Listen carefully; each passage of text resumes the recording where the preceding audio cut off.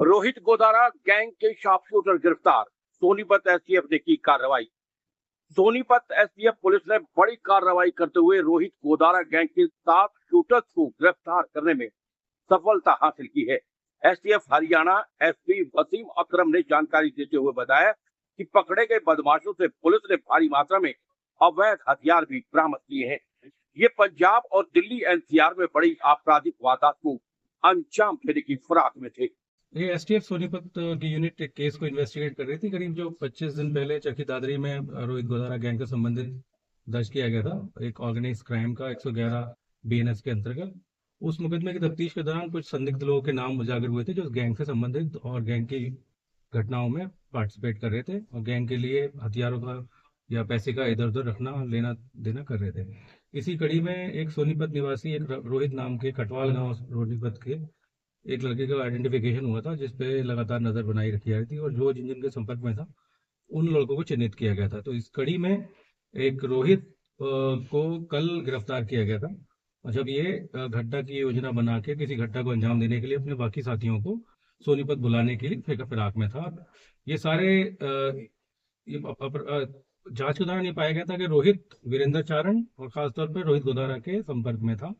रोहित गोदारा, वीरेंद्र चारण और इसके अलावा नवीन बॉक्सर ये इसको विदेश में बैठकर कोई घटना कराने के लिए पंजाब जीरकपुर में और दिल्ली एनसीआर में एक दो जगह घटना कराने के लिए इनको ऑर्गेनाइज कर रहे थे, हथियार वगैरह उपलब्ध करा रहे थे और पैसे वगैरह इधर उधर भिजवा रहे थे। तो इसमें कल जब इस कड़ी में ये अपने बाकी साथियों को सोनीपत के एरिया में बुला रहा था तो इन सबको गिरफ्तार किया गया है।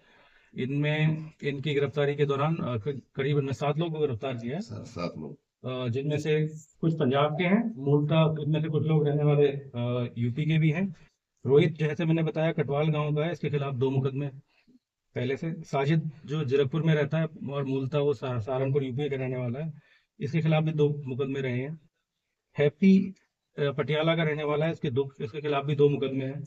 एक जबर सिंह नाम का व्यक्ति है जिसके खिलाफ 3 मुकदमे हैं, जिनमें से 2 मुकदमे मर्डर के हैं, जिनमें एक मुकदमे में ये वांटेड है। एक लड़का मानव और दूसरा विकास, ये दोनों लुधियाना के रहने वाले थे।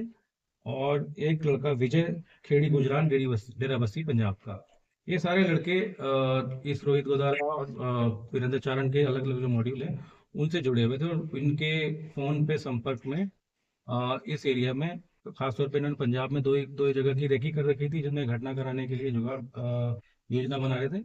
इन सबको सोनीपत से गिरफ्तार किया गया। इनके कब्जे से हमने भारी मात्रा में कुछ अम्यूनिशन बरामद किया और 5 विदेशी पिस्टल और 2 देसी पिस्टल बरामद किए। जैसे कि मैंने बताया कि पिछले 25-30 दिन से हम इन पर नजर बनाए हुए थे और जिनके द्वारा संभावित तौर पर की जाने वाली किसी घटना को उन संभावित घटनाओं को हमने चिन्हित किया हुआ था कि कहाँ ये कुछ कार्रवाई कर सकते हैं। तो इनकी गिरफ्तारी से जो जो घटनाएं, जैसे मैंने कहा कि पंजाब जीरकपुर में 2 जगह की रेकी हुई थी, उसको प्रिवेंट किया गया। इसके अलावा दिल्ली एनसीआर में एक घटना अंजाम करने की कोशिश कर रहे थे, उनको प्रिवेंट किया गया है। तो जैसा हरियाणा पुलिस आपको पता है ऑपरेशन ट्रैकडाउन के अंतर्गत ये भगोड़े अपराधी और विदेश में बैठे अपराधी और इनके जो मॉड्यूल्स को बस करने में लगातार काम कर रही है। इसी कड़ी में एसटीएफ सोनीपत की तरफ से एक अच्छा कदम और अच्छी कार्रवाई की गई है।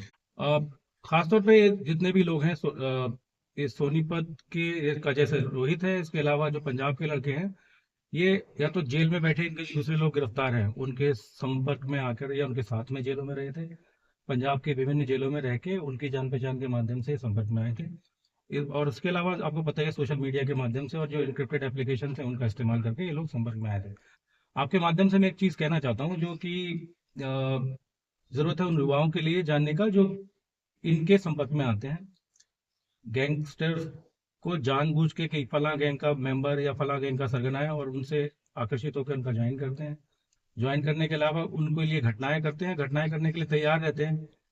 तो उनको ये समझना चाहिए कि ये अभी भगोड़े अपराधी हैं, बट शीघ्र ही थोड़े दिनों में इनको विदेशों में भी अलग अलग जगह अरेस्ट करवाया गया है। जैसे पिछले 1-2 महीने में हरियाणा में जो लोग घटनाएं करा रहे थे, नॉर्थ हरियाणा में वेंकट गर्ग है या सूर्य प्रताप नोनी है, अशोक भानु राणा है, इन लोगों को यूएस में और जॉर्जिया में डिटेन कराया गया है। तो अगले अगले 2-3 महीने में इनको भारत लाने की प्रक्रिया चल रही है। जब भारत आ जाएंगे तो उसके अलावा जिन जिन के संपर्क में थे, चाहे वो लोग अभी गिरफ्तार हुए हैं, चिन्हित हुए हैं, नहीं हुए हैं, वो खुल के बाहर आ जाएगा। तो मेरी जो युवा वर्ग है उनसे अपील है कि इनके झांसे में ना आए, इनसे जुड़े ना और इनको किसी भी घटना करने में ना तो इनका सहयोग करें, ना इनके साथियों को अपने घरों में रुकवाने के लिए, ना इनके लिए कोई पैसा इधर से उधर रखने या हथियार इधर से उधर रखने का काम करें।